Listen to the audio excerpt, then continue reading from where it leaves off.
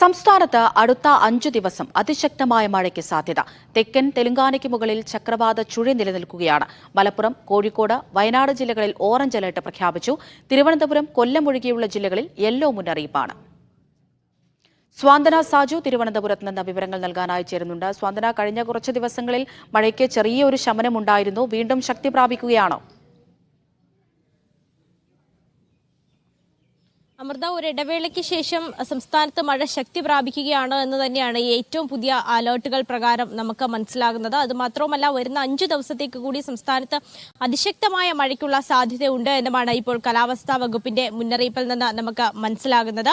ഒരു ചക്രവാത ചുഴിയും അതുപോലെ തന്നെ ന്യൂനമർദ്ദ പാത്തിയും നിലനിൽക്കുന്നുണ്ട്. തെലങ്കാനയ്ക്ക് അരികിലായാണ് ഈ ചക്രവാത ചുഴി നിലനിൽക്കുന്നത്. അതുപോലെ തന്നെ ആന്ധ്ര മുതൽ തെക്കൻ കേരള തീരം വരെയുള്ള പ്രദേശത്താണ് ഈ ന്യൂനമർദ്ദ പാത്തി സ്ഥിതി ചെയ്യുന്നത്.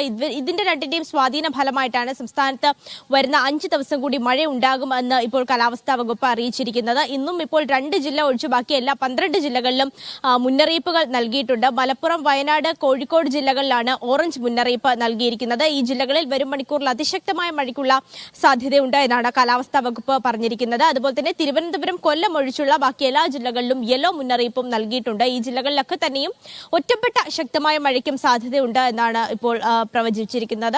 സംസ്ഥാനത്തുടനീളം എല്ലാ ജില്ലകളിലും ഇത്തരത്തിൽ ഒറ്റപ്പെട്ട ശക്തമായ മഴ രാവിലെ മുതൽക്ക് തന്നെ പെയ്യുന്നുണ്ട്. ഈ കാലവർഷം സംസ്ഥാനത്ത് ഔദ്യോഗികമായി പ്രഖ്യാപിച്ചതിന് ശേഷം വളരെ വലിയ രീതിയിലുള്ള മഴ ഒരു പ്രദേശത്തും തന്നെ പെയ്തിരുന്നില്ല. പക്ഷേ ഇന്നും ഇന്നലെയുമായി പലയിടങ്ങളിലും ഇത്തരത്തിൽ ഒറ്റപ്പെട്ട ശക്തമായ മഴ പെയ്യുന്നുണ്ട്. പ്രത്യേകിച്ച് മലയോര മേഖലകളിൽ ഇത്തരത്തിലുള്ള ഒറ്റപ്പെട്ട ശക്തമായ മഴ പ്രത്യേകിച്ച് ഉണ്ടാകാനുള്ള സാധ്യതയുണ്ട് എന്ന് കഴിഞ്ഞ ദിവസം തന്നെ കാലാവസ്ഥാ വകുപ്പ് പറഞ്ഞിരുന്നതാണ്. അതുമായി ബന്ധപ്പെട്ടുള്ള മുൻകരുതലുകൾ എടുക്കണമെന്നും ഇത്തരം മലയോര മേഖലകളിലുള്ള പ്രദേശത്തെ ആളുകളോട് കാലാവസ്ഥാ വകുപ്പ് വ്യക്തമാക്കിയിരുന്നതാണ്. മഴ മാത്രവുമല്ല, ഉയർന്ന തിരമാലയ്ക്കും കടലാക്രമണത്തിനുമുള്ള ഒരു സാധ്യതയുണ്ട് എന്നും കാലാവസ്ഥാ വകുപ്പ് നിലവിൽ പ്രവചിച്ചിട്ടുണ്ട്.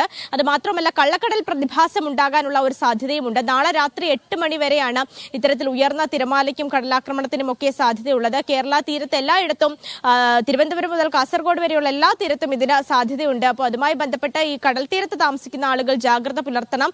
അതുപോലെ തന്നെ മത്സ്യബന്ധനത്തിനും നിലവിൽ ഇപ്പോൾ വിലക്ക് ഏർപ്പെടുത്തിയിട്ടുണ്ട്. കേരളത്തിൽ നിന്നും കർണാടകത്തിൽ നിന്നും അതുപോലെ തന്നെ ലക്ഷദ്വീപ് തീരത്തു നിന്നും മത്സ്യബന്ധനത്തിന് നിലവിൽ വിലക്ക് ഏർപ്പെടുത്തിയിട്ടുണ്ട്. അമൃത.